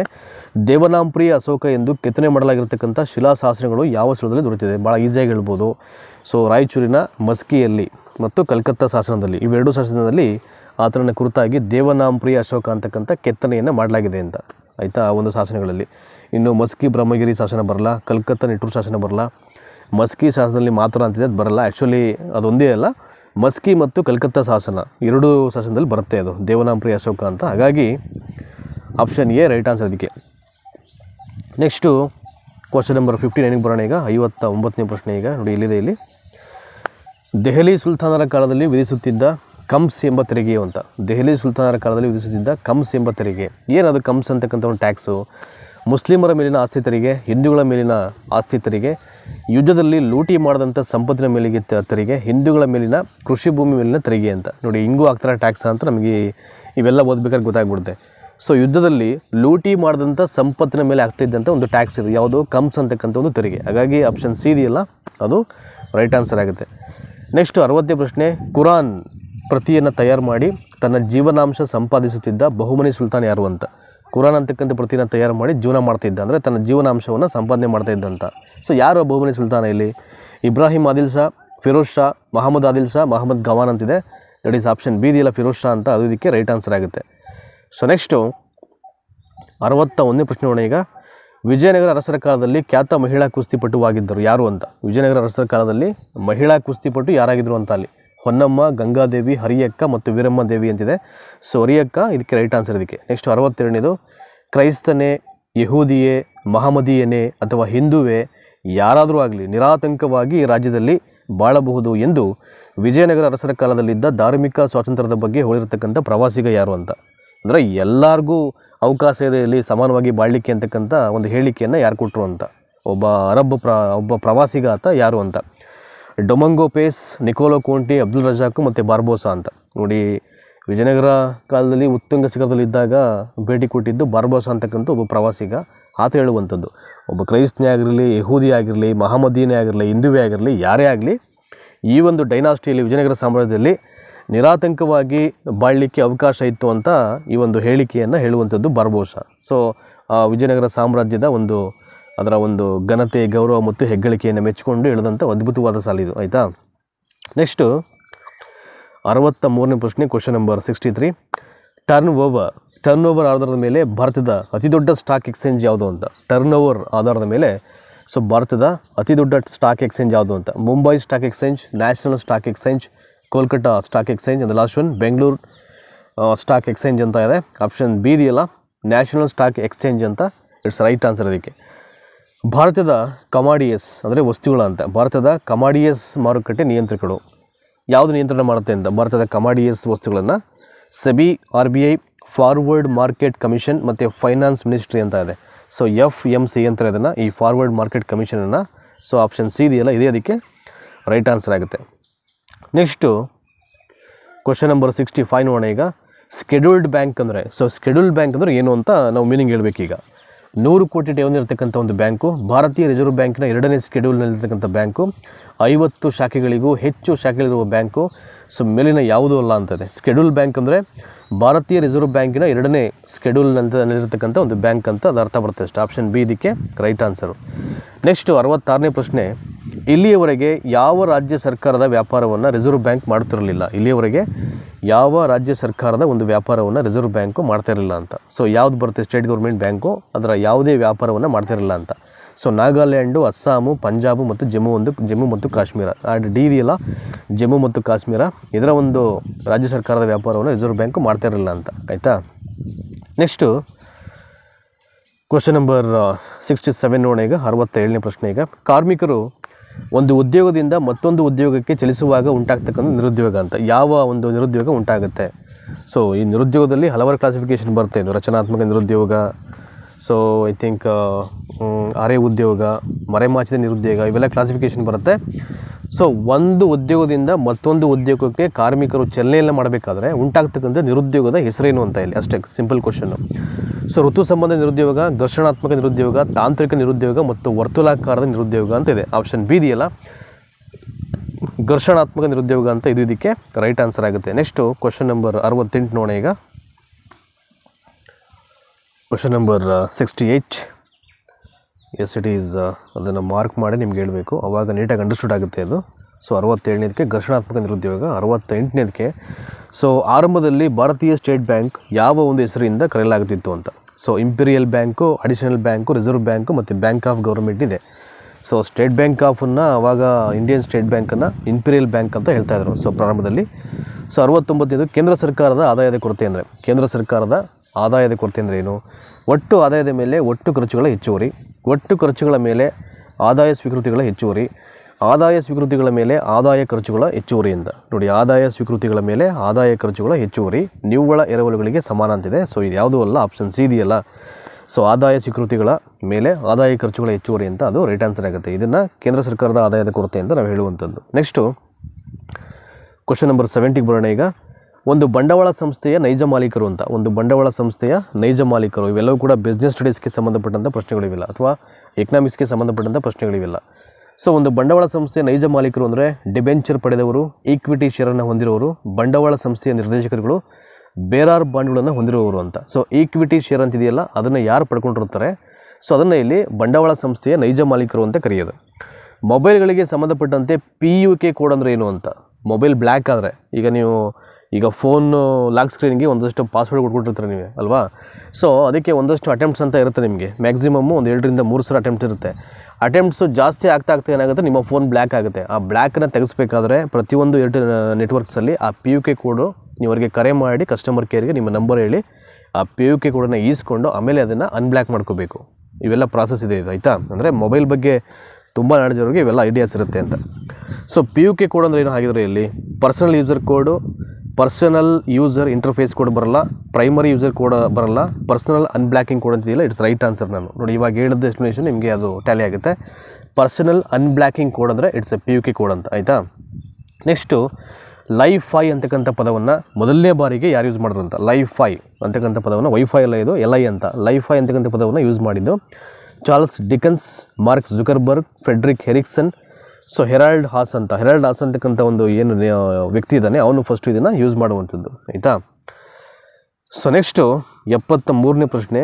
ಮೇ ಬಿ ಪ್ರಿಂಟಿಂಗ್ಗೆ ಪ್ರಾಬ್ಲಮ್ ಇದೆಯೇನೋ ಇದು. ಐ ಥಿಂಕ್ ಲೈಫೈ ಅಂತ ಇದೆ, ವೈಫೈ ಇದು ಚೆಕ್ ಮಾಡಿ ಹೇಳ್ತೀನಿ ನಾನು. ಆ್ಯಕ್ಚುಲಿ ವೈಫೈನೇ ಇರಬೇಕು ಅನಿಸುತ್ತೆ. ಸೊ ಹೆರಾಲ್ಡ್ ಹಾಸ್ ಅಂತಕ್ಕಂಥ ವ್ಯಕ್ತಿ ಇದನ್ನು ಫಸ್ಟ್ ಯೂಸ್ ಮಾಡುವಂಥದ್ದು. ಅದು ಒಂಚೂರು ನಾನು ಕ್ಲಾರಿಫಿಕೇಷನ್ ಮಾಡ್ತೀನಿ. ಸೊ ಡಿ ಅಂತ ಅಂದ್ಕೊಂಡ್ರಿ ಇದನ್ನು. 73ನೇ ಪ್ರಶ್ನೆ. ಈ ಕೆಳಕಂಡ ಸಮಿತಿಗಳಲ್ಲಿ ಯಾವ ಸಮಿತಿ ಲೋಕಸಭಾ ಸದಸ್ಯರನ್ನು ಮಾತ್ರ ಹೊಂದಿರುತ್ತೆ ಅಂತ. ಈ ಕೆಳಕಂಡ ಸಮಿತಿಗಳಲ್ಲಿ ಯಾವ ಸಮಿತಿ ಕೇವಲ ಲೋಕಸಭಾ ಸದಸ್ಯರನ್ನು ಮಾತ್ರ ಒಳಗೊಂಡಿರುತ್ತೆ ಅಂತ.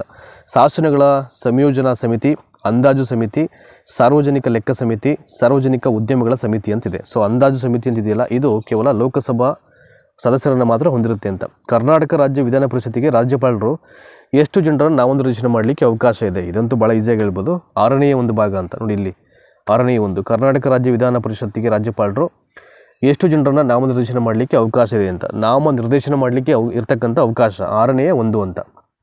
ಸೊ 75ನೇದಕ್ಕೆ ಬರೋಣ ಈಗ. ಸೊ ಕ್ವಶನ್ ನಂಬರ್ 75 ನೋಡಿ ಇಲ್ಲಿದೆ ಬಲಭಾಗದಲ್ಲಿ ರೈಟ್ ಸೈಡು. ಭಾರತೀಯ ಸಂವಿಧಾನಕ್ಕೆ ಈ ಕೆಳಗಿನ ಯಾವುದು ಒಕ್ಕೂಟ ಗುಣಗಳನ್ನು ಉಂಟು ಮಾಡಿದೆ? ಏಕ ಸಂವಿಧಾನ, ಕೇಂದ್ರ ಮತ್ತು ರಾಜ್ಯದ ನಡುವೆ ಅಧಿಕಾರದ ಹಂಚಿಕೆ, ತುರ್ತು ಪರಿಸ್ಥಿತಿಯ ಅವಕಾಶ, ಏಕ ನಾಗರಿಕತ್ವ ಅಂತಿದೆ. ಆಪ್ಷನ್ ಬಿ ಇದೆಯಲ್ಲ, ಕೇಂದ್ರ ಮತ್ತು ರಾಜ್ಯದ ನಡುವೆ ಅಧಿಕಾರದ ಹಂಚಿಕೆ ಅಂತ, ಇದು ರೈಟ್ ಆನ್ಸರ್ ಆಗುತ್ತೆ. ನೆಕ್ಸ್ಟ್ 76ನೇದು. 9ನೇ ಪರಿಚ್ಛೇದವು ಭಾರತೀಯ ಸಂವಿಧಾನಕ್ಕೆ ಸೇರಿಸಲ್ಪಟ್ಟಿದ್ದು ಅಂತ. 9ನೇ ಪರಿಚ್ಛೇದವು ಭಾರತೀಯ ಸಂವಿಧಾನಕ್ಕೆ ಸೇರಿಸಲ್ಪಟ್ಟಿದ್ದು 42ನೇ ತಿದ್ದುಪಡಿಯಲ್ಲಿ, 6ನೇ ತಿದ್ದುಪಡಿಯಲ್ಲಿ, 1ನೇ ತಿದ್ದುಪಡಿಯಲ್ಲಿ ಮತ್ತು 9ನೇ ತಿದ್ದುಪಡಿಯಲ್ಲಿ ಅಂತಿದೆ. ಸೊ 9ನೇ ಪರಿಚ್ಛೇದವು ಭಾರತೀಯ ಸಂವಿಧಾನಕ್ಕೆ ಸೇರಿಸಲ್ಪಟ್ಟಿದ್ದು ಯಾವಾಗಪ್ಪ ಅಂದರೆ 1ನೇ ತಿದ್ದುಪಡಿಯಲ್ಲಿ. ಸೊ ನೆಕ್ಸ್ಟು 77ನೇ ಪ್ರಶ್ನೆ. ಸಂವಿಧಾನದ ಯಾವ ಅನುಚ್ಛೇದವು ರಾಜ್ಯಗಳು ಗ್ರಾಮ ಪಂಚಾಯತ್ ವ್ಯವಸ್ಥೆಯನ್ನು ಸಂಘಟಿಸುವ ಬಗ್ಗೆ ವಿವರಿಸುತ್ತೆ ಅಂತ. ಸಂವಿಧಾನದ ಯಾವ ಅನುಚ್ಛೇದವು ರಾಜ್ಯಗಳು ಗ್ರಾಮ ಪಂಚಾಯತ್ ವ್ಯವಸ್ಥೆಯನ್ನು ಸಂಘಟಿಸುವ ಬಗ್ಗೆ ವಿವರಿಸುತ್ತದೆ? ಅನುಚ್ಛೇದ 40, ಅನುಚ್ಛೇದ 42, ಅನುಚ್ಛೇದ 37, ಅನುಚ್ಛೇದ 39. ಸೊ ಅನುಚ್ಛೇದ 40 ಅಂತಿದೆಯಲ್ಲ, ಇದು ರೈಟ್ ಆನ್ಸರ್ ಆಗುತ್ತೆ. ನೆಕ್ಸ್ಟು 78.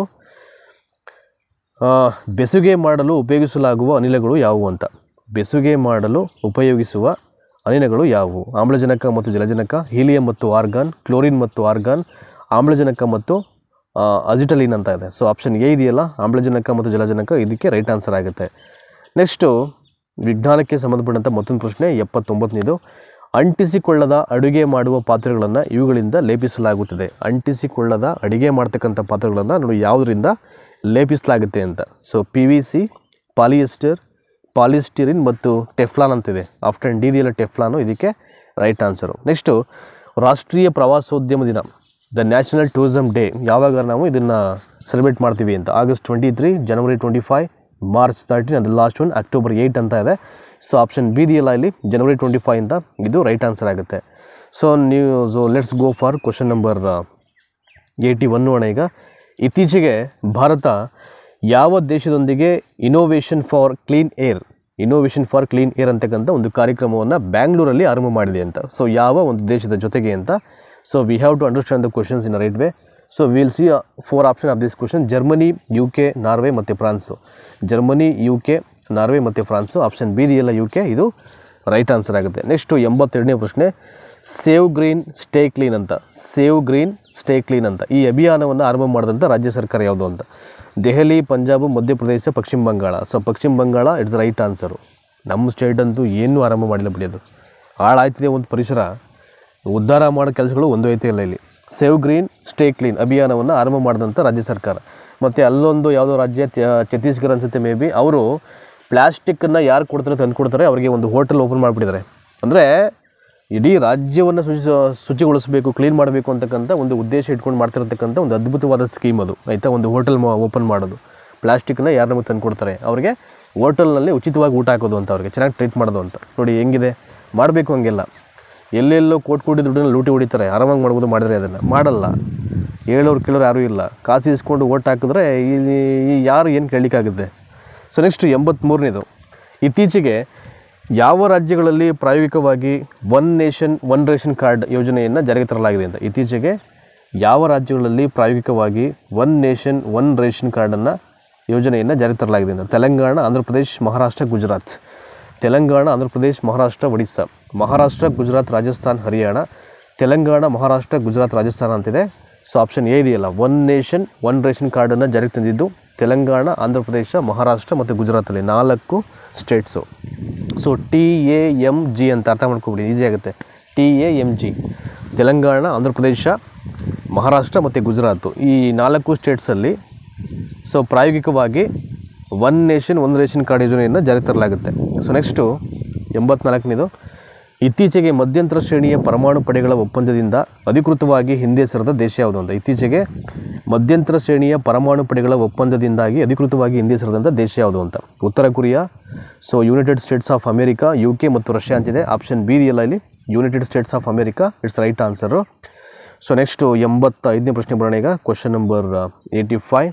ಇತ್ತೀಚೆಗೆ UGCಯ ಯಾವ ಸಮಿತಿಯ ವರದಿಯ ಪ್ರಕಾರ ವಿಶ್ವ ದರ್ಜೆಯ ಸಂಸ್ಥೆಗಳನ್ನು ಅಭಿವೃದ್ಧಿಪಡಿಸುವ ಇನ್ಸ್ಟಿಟ್ಯೂಟ್ ಆಫ್ ಎಮಿನೆನ್ಸ್ಗಾಗಿ 20 ಸಂಸ್ಥೆಗಳನ್ನು ಶಿಫಾರಸು ಮಾಡಲಾಗಿದೆ ಅಂತ? ಸೊ ಎನ್ ಗೋಪಾಲಸ್ವಾಮಿ ಸಮಿತಿ, ಎನ್ ಶ್ರೀನಿವಾಸನ್ ಸಮಿತಿ, ಚಿದಂಬರ ಸುಬ್ರಹ್ಮಣ್ಯ ಅಯ್ಯಂಗಾರ್ ಸಮಿತಿ, NM ಲೋಕಡೆ ಸಮಿತಿ ಅಂತ ಇದೆ. ಆಪ್ಷನ್ ಎ ಇದೆಯಲ್ಲ, ಎಲ್ ಗೋಪಾಲಸ್ವಾಮಿ ಸಮಿತಿ ಅಂತ, ಅದು ಸರಿಯಾದಂಥ ಉತ್ತರ ಆಗುತ್ತೆ. So next question number 86. Chirag Shetty ಯಾವ ಕ್ರೀಡೆಗೆ ಸಂಬಂಧಪಟ್ಟಂಥ ವ್ಯಕ್ತಿ ಅಂತ? ಅಂದರೆ ಯಾವ ಸ್ಪೋರ್ಟ್ಸ್ಗೆ ಸಂಬಂಧಪಟ್ಟಿದ್ದಾರಂತೆ ಚಿರಾಗ್ ಶೆಟ್ಟಿ ಅಂತಕ್ಕಂಥವ್ರು? ಫುಟ್ಬಾಲು, ಬಾಡಿ ಬಿಲ್ಡಿಂಗು, ಬ್ಯಾಡ್ಮಿಂಟನು ಮತ್ತು ಶೂಟಿಂಗ್ ಅಂತ. ದಟ್ ಈಸ್ ಬ್ಯಾಡ್ಮಿಂಟನ್ ಇದೆಯಲ್ಲ, it's right answer. Chirag Shetty ಅವರು ಬ್ಯಾಡ್ಮಿಂಟನ್ ಅಂತಕ್ಕಂಥ ಒಂದು ಕ್ರೀಡೆಗೆ ಸಂಬಂಧಪಟ್ಟಂಥ ವ್ಯಕ್ತಿ.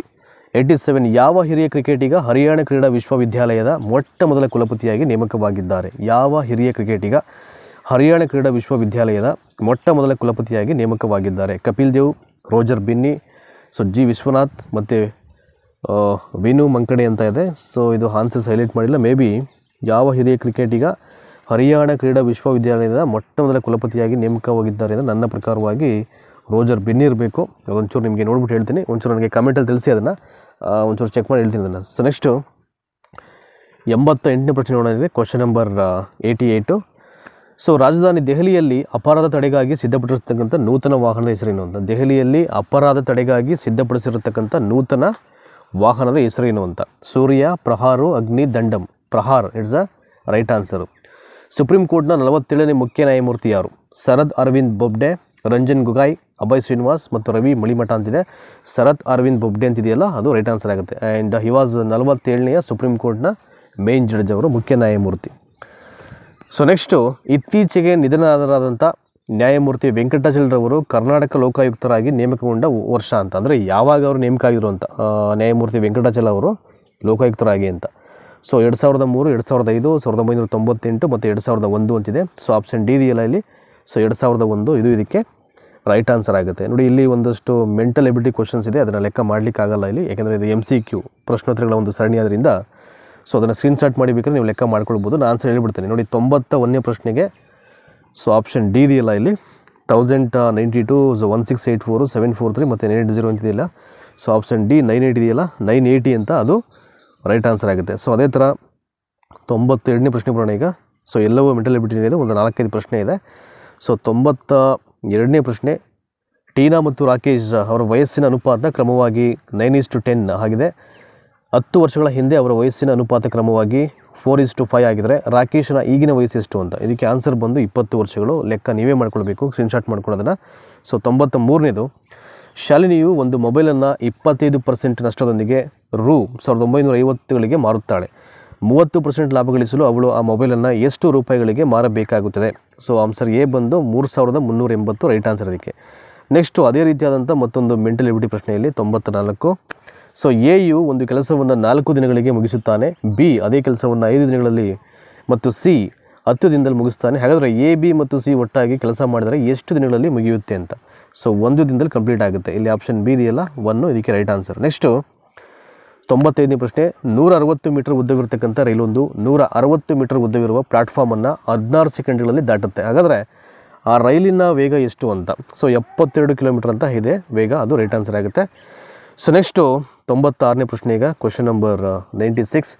ಡಿಸೆಂಬರ್ 8, 2007 ಶನಿವಾರ ಆದರೆ ಅದರ ಹಿಂದಿನ ವರ್ಷ ಅಂದರೆ 2006 ಡಿಸೆಂಬರ್ 8 ಯಾವ ದಿನವಾಗಿರುತ್ತೆ ಅಂತ. ರವಿವಾರ, ಗುರುವಾರ, ಮಂಗಳವಾರ, ಶುಕ್ರವಾರ, ಫ್ರೈಡೆ, ಶುಕ್ರವಾರ ಇದಕ್ಕೆ ಸರಿಯಾದಂಥ ಉತ್ತರ ಆಗುತ್ತೆ. ನೆಕ್ಸ್ಟು 97, ಸಮಯ 3:40 ಗಂಟೆ ಹಾಗೂ ನಿಮಿಷದ ಮುಳ್ಳುಗಳ ನಡುವಿನ ಕೋನ ಎಷ್ಟು ಅಂತ. ಸೊ ಟೈಮು 3:40 ಆದಾಗ ಗಂಟೆ ಮತ್ತು ನಿಮಿಷದ ಮುಳ್ಳುಗಳ ನಡುವಿನ ಕೋನ ಎಷ್ಟಿರುತ್ತೆ ಅಂದರೆ 130 ಡಿಗ್ರಿ ಇರುತ್ತೆ. Option B right answer. Next ಒಂದು ಸರಣಿಯನ್ನು ಹೇಳಿದರೆ ಇಲ್ಲಿ. ಸೊ ಸರಣಿಯನ್ನು ಪೂರ್ತಿಗೊಳಿಸಿ ಅಂತ. ಅಂದರೆ ಯಾವ ಸಂಖ್ಯೆ ಮಿಸ್ ಆಗಿದೆ ಅದನ್ನು ಆ್ಯಡ್ ಮಾಡಬೇಕು ನೀವು. 9, 11, 15, 23, 39. ಸೊ ಅಲ್ಲಿ ಮಿಸ್ ಆಗಿರ್ತಕ್ಕಂಥ ಸಂಖ್ಯೆ ಯಾವುದಪ್ಪ ಅಂದರೆ 77, ಅದ್ರ ಮುಂದೆ ಬರಬೇಕು 39 ಆದಮೇಲೆ. ಇನ್ನೆರಡು I think current affair question ಇದೆ ಇಲ್ಲಿ, ಜನರಲ್ GK ಕ್ವಶನ್ಸು. ಉರಾಲಿ ಬುಡಕಟ್ಟು ಜನಾಂಗ ಕಂಡುಬರ್ತಕ್ಕಂಥ ರಾಜ್ಯ ಅಂತ. ಸೊ ಯಾವ ರಾಜ್ಯದಲ್ಲಿ ಉರಾಲಿ ಅಂತಕ್ಕಂಥ ಒಂದು ಬುಡಕಟ್ಟು ಜನಾಂಗ ಕಂಡುಬರುತ್ತೆ ಅಂತ. ನಾಗಾಲ್ಯಾಂಡು, ಮಣಿಪುರ, ಮಧ್ಯಪ್ರದೇಶ ಮತ್ತು ಕೇರಳ. ಸೊ ಆಪ್ಷನ್ ಡಿ ಇಲ್ಲ, ಕೇರಳ ಇದಕ್ಕೆ ರೈಟ್ ಆನ್ಸರ್. ನೆಕ್ಸ್ಟು ಈ ಒಂದು ಮಾದರಿ ಪ್ರಶ್ನೆ ಪತ್ರಿಕೆ 3ರ ಕೊನೆಯ ಪ್ರಶ್ನೆ ಇದು. ವಿಶ್ವ ಅರಣ್ಯ ದಿನವನ್ನು ನಾವು ಯಾವಾಗ ಆಚರಣೆ ಮಾಡ್ತೀವಿ ಅಂತ. ಜೂನ್ 6, ಮಾರ್ಚ್ 22, ಮಾರ್ಚ್ 21 ಮತ್ತು ಮಾರ್ಚ್ 20 ಅಂತ. ಸೊ ಮಾರ್ಚ್ 21 ಇದಕ್ಕೆ ಸರಿಯಾದಂಥ ಉತ್ತರ ಆಗುತ್ತೆ. ಸೊ ಇದಿಷ್ಟು PDO, VA, TET, HSTR ಮತ್ತು GPSTR ಅಂತ ಮುಂದೆ ಬರ್ತಕ್ಕಂಥ ಕೆಲವೊಂದು ಅಪ್ಕಮಿಂಗ್ ಎಕ್ಸಾಮಿನೇಷನ್ಗೆ ಆ ಒಂದು ಪರೀಕ್ಷೆಗಳಲ್ಲಿ ಹೆಚ್ಚು ಅಂಕವನ್ನು ನೀವು ಗಳಿಸಲಿ ಅಂತಕ್ಕಂಥ ಉದ್ದೇಶವನ್ನು ಇಟ್ಕೊಂಡು ಈ ವಿಡಿಯೋ ಸೆಷನ್ ಆರಂಭ ಮಾಡಿದ್ವಿ. ಸೊ ಅಲ್ಲಿಗೆ ಮಾದರಿ ಪ್ರಶ್ನೆ ಪತ್ರಿಕೆ 1ರ 100 ಬಹುನಿರೀಕ್ಷಿತ ಪ್ರಶ್ನೆಗಳ ಒಂದು ಸರಣಿ ಆಯಿತು. ಈಗ ಪ್ರಶ್ನೋತ್ತರಗಳ ಸರಣಿ. ಸೊ ಮಾದರಿ ಪ್ರಶ್ನೆ ಪತ್ರಿಕೆ 2 ಆಗಿದೆ. ಆ್ಯಂಡ್ ಇವತ್ತು ಮಾದರಿ ಪ್ರಶ್ನೆ ಪತ್ರಿಕೆ 3ರ ಬಹುನಿರೀಕ್ಷಿತ ಪ್ರಶ್ನೋತ್ತರಗಳ ಸರಣಿ ಇಲ್ಲಿ ಕಂಪ್ಲೀಟ್ ಆಗಿದೆ. ಸೊ ದಯಮಾಡಿ ಇಷ್ಟು ಹೊತ್ತು ನೋಡಿದಂಥ ನೀವೆಲ್ಲ ಆಡಿಯನ್ಸು ಮರೀದೇನೆ ಮಿಸ್ ಮಾಡ್ದೆ ಎಲ್ಲರಿಗೂ ಶೇರ್ ಮಾಡಿ. ನೀವು ಶೇರ್ ಮಾಡಿದ್ರೆ ನಮಗೊಂದು ವ್ಯಾಲ್ಯೂ ಇರುತ್ತೆ, ಸಾರ್ಥಕತೆ ಇರುತ್ತೆ, ನಾವು ಇಷ್ಟು ಟೈಮನ್ನು ಸ್ಪೆಂಡ್ ಮಾಡಿ ಒಂದು ಕ್ಲಾಸನ್ನು ಮಾಡೋದಕ್ಕೆ. ಹಾಗೆಯೇ ಎಲ್ಲದಕ್ಕಿಂತ ಮುಖ್ಯವಾಗಿ ನಮ್ಮ ಫೇಸ್ಬುಕ್ ಪೇಜನ್ನು ಫಾಲೋ ಮಾಡಿ, ಲಿಂಕ್ ಡಿಸ್ಕ್ರಿಪ್ಷನಲ್ಲಿ ಕೊಟ್ಟಿದ್ದೀವಿ ನಾವು. ಸೊ ಮತ್ತೊಂದು ಮಾದರಿ ಪ್ರಶ್ನೆ ಪತ್ರಿಕೆ 4ರಲ್ಲಿ ನಿಮ್ಮನ್ನೆಲ್ಲ ಭೇಟಿ ಆಗ್ತೀನಿ. ಅಲ್ಲಿವರೆಗೆ ನಿಮಗೆಲ್ಲ ನಮಸ್ಕಾರ. Thank you so much.